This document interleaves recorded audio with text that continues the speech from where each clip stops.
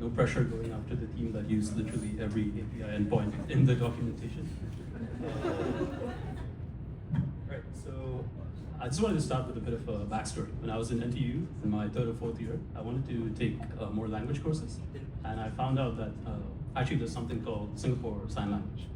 And when I looked at the NTU website, I found out that they have a data set actually of all the unique sign language words that are there for the Singapore context. So for example, this is what we have for Yishun. A bit goofy, just like Yishun itself.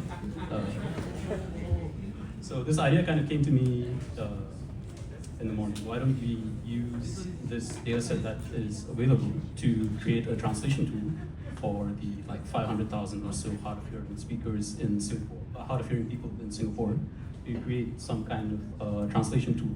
So what we did was we downloaded all of these GIFs from the data set, used the MediaPipe pose estimation package to get the inputs for every word. And finally, we created a translator app. So what this does is it uses Gemini API. Speaking of Yishun again, you can type in a English sentence, and it looks up the corpus that we made, and it returns the sequence of signs for that you can present to someone who uses Singapore Sign Language. So because Gemini API is multilingual, we can actually support all the official languages in Singapore. I'm not sure how accurate this sentence is, but or like how accurate the translation is, but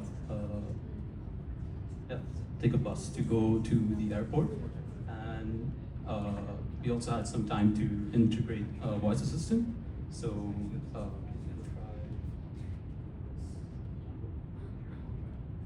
before I speak, disclaimer, my Tamil sucks, but just giving it a go.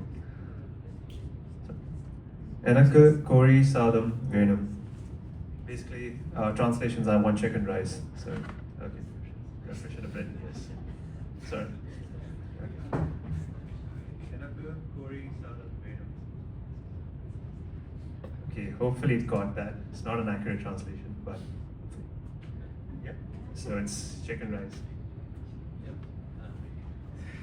So we want to actually end up using these poses as estimates to actually make like a video conferencing app in the future that actually so that when you're interacting with someone who is hearing impaired, you can just speak and the 3D avatar will allow you to give these poses out and they can understand what you're saying in any context, and maybe it can be a mobile app, but we really wanted to push for a video conferencing app later on.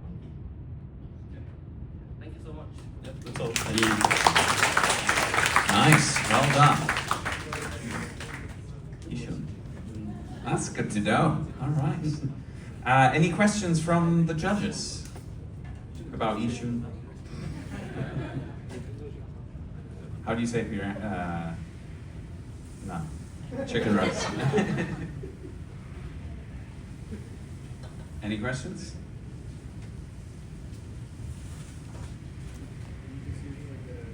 Using the Flash model under the hood to process text, translate, and then fetch the associated tagged GIFs, or what's the so because our corpus is quite small, it's like only 1,000 words. Yeah. So you can feed it all into the system prompt, and then just ask it to output the sequence of the words that we have in our data set that you can use. So yeah. You don't have to index or embed or anything. I tried embedding it for the sign to text approach. Yeah.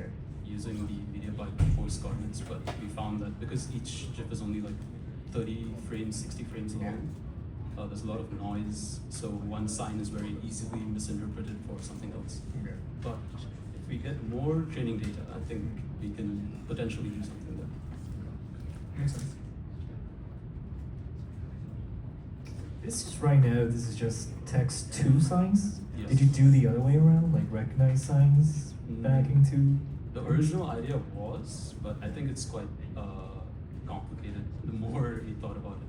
I think Google themselves are releasing a model for this soon. It's called Sign Gemma.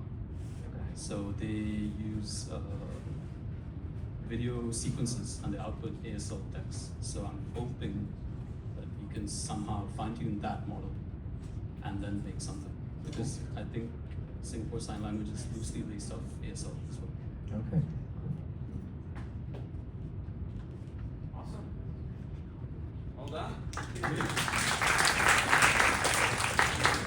Thank you. Unmute. Awesome. Next one. Second to